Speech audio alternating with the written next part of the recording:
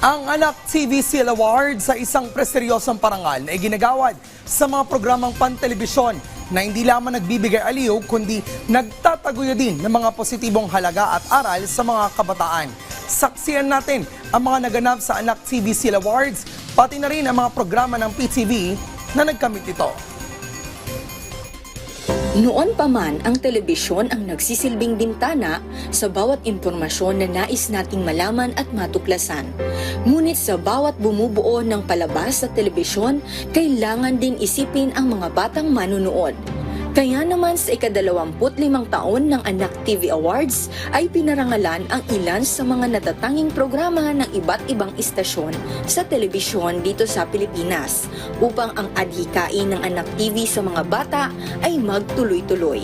Nag-umpisa po kami sa 15. Ngayon, 112.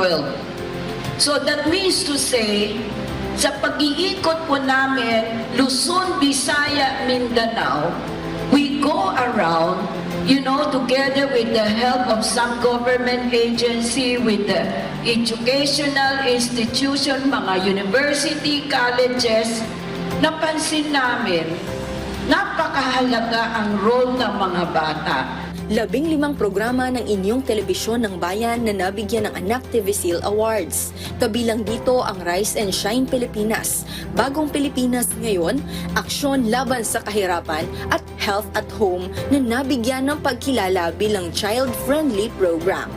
Rise and Shine Pilipinas! Maraming salamat po sa Anak TV sa paggawad po nitong Anak TV Seal sa Rise and Shine Pilipinas. Sisiguraduhin po namin child-friendly ang aming mga segment. Isa pong karangalan bilang kilalanin po ang Rise and Shine Pilipinas ng Anak TV Seal Awards. At syempre patuloy na magbibigay inspirasyon sa marami mga bata, kabataan para kapulutan ng aral ang aming mga balita at impormasyon na hihatid sa inyo tuwing umaga po yan.